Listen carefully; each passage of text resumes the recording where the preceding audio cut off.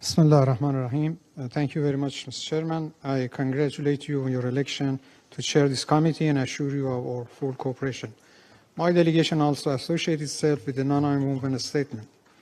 The NPT's strength and effectiveness depend directly on the full, balanced, and non-discriminatory implementation of all its provisions by all parties.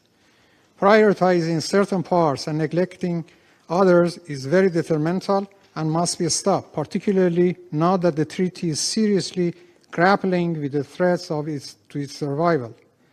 The right to develop research, production, and use of nuclear energy for peaceful purposes in all its aspects is an inalienable right. This is part of man's scientific and technological achievements and is a common heritage. It is neither conditional nor can be taken away, disrupted, or suspended. Contrary to the views expressed by the US, this inherent right includes, among others, the right to develop a full national nuclear fuel cycle, including for enrichment and reprocessing. The 2000 NPT Review Conference consensually confirmed that, and I quote, each country's choices and decisions in the field of peaceful uses of nuclear energy should be respected without jeopardizing its policies or international cooperation agreements and arrangement for peaceful uses of nuclear energy and its fuel cycle policies, end of quote. Also, there is no provision whatsoever in any international legally binding instrument to prohibit or restrict this right. Today, exercising this right is vital due to ever-growing applications of nuclear energy and its prominent place in sustainable development of societies. Despite this, certain states try to monopolize nuclear science and technology and make persistent systematic efforts to demonize the exercise of certain aspects of this inalienable right or artificially link them to professional concerns.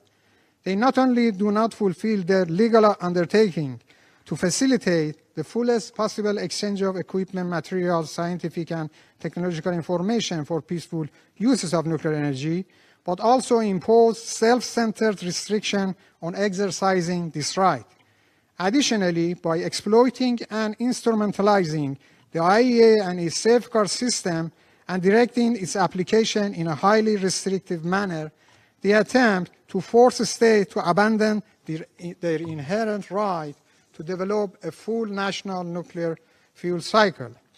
Unsatisfied by numerous sabotage in nuclear facilities and the assassination of universities' scientists by Israeli regime, the US joined the regime and conducted several cyber attacks against Iran's nuclear facilities.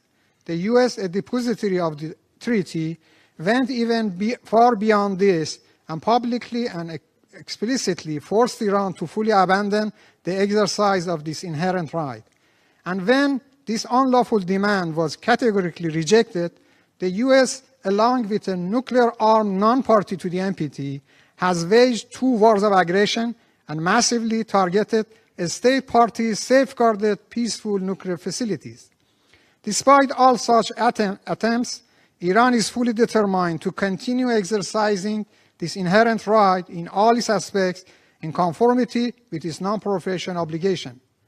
Yet this committee must not ignore these alarming, unprecedented challenges facing the exercise of the inherent right to peaceful uses of nuclear energy. In this context, the Islamic Republic of Iran proposed several elements for inclusion in the report, which would appear in the full version of my statement. One of the recommendations is that to reaffirm explicitly existing norms of international law on inviolability of the safeguarded nuclear facilities, according to which any armed attack on safeguarded nuclear facilities is absolutely prohibited, is a serious material breach of international law, constitutes an act of aggression, and entails the international responsibility of the aggressor. Condemn in the strongest terms the unlawful armed attacks of the US and Israeli regime against peaceful, safeguarded nuclear facilities of Iran. The other elements will be appeared in my statement, will be posted later. Thank you very much, Mr. Chairman. Thank you, Chair, for giving the floor. Regarding the statement made by the representatives of Germany and the United States, I would like to exercise my right of reply. Mr. Chair, My delegation categorically rejects the baseless, misleading, and politically motivated allegation put forward by the representative of the United States.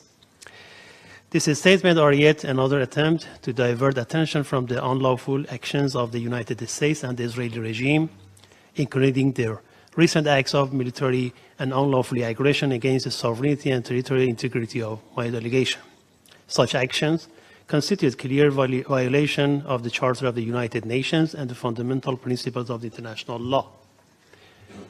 My delegation also strongly condemns the military attacks carried out by the United States and Israeli regime against Iranian territory, including the targeting of the safeguarded nuclear facility under the supervision of the IAEA.